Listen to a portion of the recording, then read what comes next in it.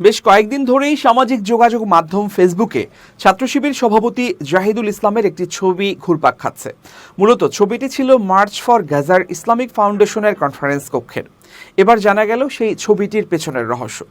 সেদিনের সেই আলোচিত ছবি নিয়ে মঙ্গলবার দুপুরে বিশিষ্ট লেখক ও গবেষক রুহুল আমিন সাদি তার ভেরিফাইড ফেসবুক অ্যাকাউন্ট থেকে একটি পোস্ট করেছেন।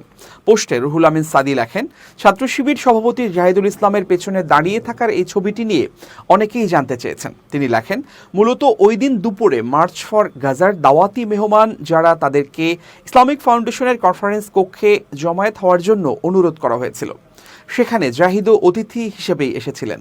পোস্টে তিনি উল্লেখ করেন, আগেই সিদ্ধান্ত ছিল অতিথি সবাই গুরুত্বপূর্ণ, সবাইকে বক্তৃতা দিতে দিলে এত বড় সমাবেশ নিয়ন্ত্রণ করা কঠিন হবে, তাই সবাই মঞ্চে দাঁড়াবেন, সবার বক্তব্য প্রস্তাবনায় তুলে ধরা হবে একসঙ্গে। সাদি লেখেন, কিন্তু এই যে কাউকেই বক্তব্য দিতে দেওয়া হবে না, এই সিদ্ধান্ত এবং বিস্তারিত রোডম্যাপ মুফতি আব্দুল মালেক হাফিজাহুল্লাহর মাধ্যমে আগেই ঘোষণা দেওয়ার জন্য আবারও সবাইকে জমায়েত করা হয়। এখানে জাহিদ বসা ছিলেন, আমি শায়ক আহমদুল্লাহ সাহেব সহ পেছনে এসে দাঁড়াই। জাহিদ নিজের সিট থেকে উঠে অনেকটা জোর করেই সেখানে বসিয়ে দেন আমাকে। সাদি লেখেন, এত বড় একটা সংগঠন, একটা ঐতিহ্যবাহী শহীদি কাফেলার কেন্দ্রীয় সভাপতি, অথচ একটু অহংকার নেই, সবসময় হাস্যোজ্জ্বল চেহারা নিয়ে থাকেন। এটা এই সময় আমার নিকট অবশ্যই গুরুত্বপূর্ণ বিষয়।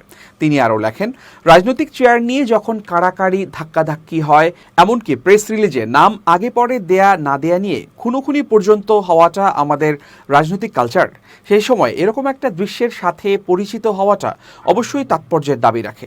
সবশেষ তিনি লেখেন, আমরা যে স্লোগান দেই, এই শতাব্দী হচ্ছে ইসলামের বিজয় শতাব্দী।